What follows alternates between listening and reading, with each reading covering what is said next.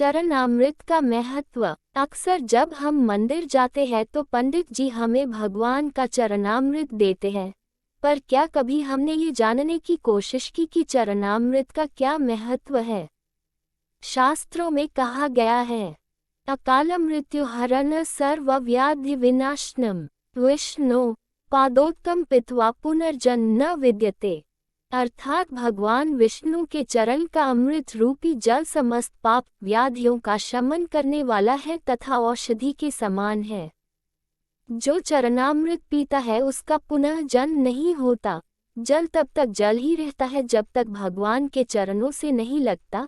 जैसे ही भगवान के चरणों से लगा तो अमृत रूप हो गया और चरणामृत बन जाता है।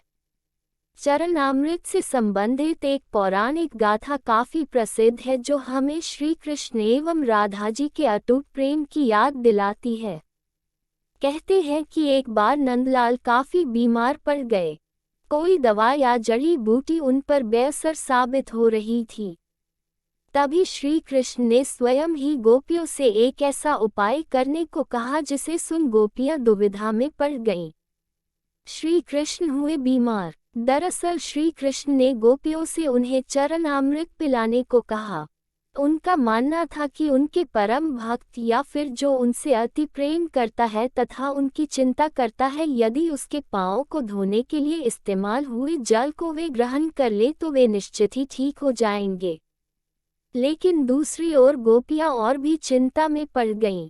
श्री कृष्ण उन सभी गोपियों के लिए बेहद महत्वपूर्ण थे। वे सभी उनकी परम भक्त थी, लेकिन उन्हें इस उपाय के निष्फल होने की चिंता सता रही थी।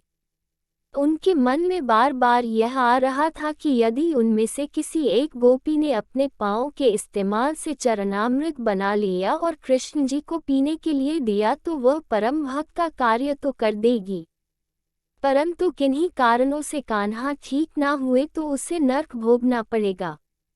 अब सभी गोपियां व्याकुल होकर श्री कृष्ण की ओर ताक रही थी और किसी अन्य उपाय के बारे में सोच ही रही थी कि वहां कृष्ण की प्रिय राधा आ गईं। अपने कृष्ण को इस हालत में देख के राधा के तो जैसे प्राण ही निकल गए हों।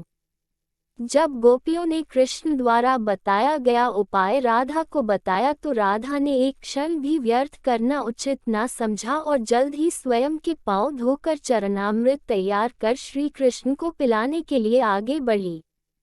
राधा जानती थी कि वे क्या कर रही हैं। जो बात अन्य गोपियों के लिए भय का कारण थी, ठीक वही भय राधा को भी मन में था, लेकिन कृष्ण को वापस स्वस्थ करने के लिए वह नरक में चले जाने को भी तैयार थी। आखिरकार कान्हा ने चरणामृत ग्रहण किया और देखते ही देखते वे ठीक हो गए, क्योंकि वह राधा ही थी जिनके प्यार एवं सच्ची निष्ठा से कृष्ण जी तुरंत स्वस्थ हो गए। अपने कृष्ण को निरोग देखने के लिए राधा जी ने एक बार भी स्वयं के भविष्य की चिंता ना की और वही किया जो उनका धर्म था। इतिहास गवाह है इस बात का। राधा कृष्ण का कभी विवाह न हुआ, लेकिन उनका प्यार इतना पवित्र एवं सच्चा था कि आज भी दोनों का नाम एक साथ लेने में भक्त एक क्षण भी संदेह महसूस नहीं करते। उनके भक्तों के लिए कृष्ण केवल राधा के हैं तथा राधा भी कृष्ण की ही है। राधा कृष्ण की इस कहानी ने चरणामृत को एक ऐतिहासिक पहलू तो दिया ही, लेकिन आज भी चरणामृत को प्रभु का प्रसाद मानकर भक्तों में बांटा जाता है। पीतल के बर्तन में पीतल के ही चम्मच से थोड़ा मीठा सा यह अमृत भक्तों के कंठ को पवित्र बनाता है। तो प्लीज़ दोस्तों, आपको ये जानकारी कैसी लगी कमेंट करके अवश्य बताएं और लाइक करें, दोस्तों के साथ शेयर करें और चैनल पर पहली बार आए हो तो सब्सक्राइब करें। धन्यवाद।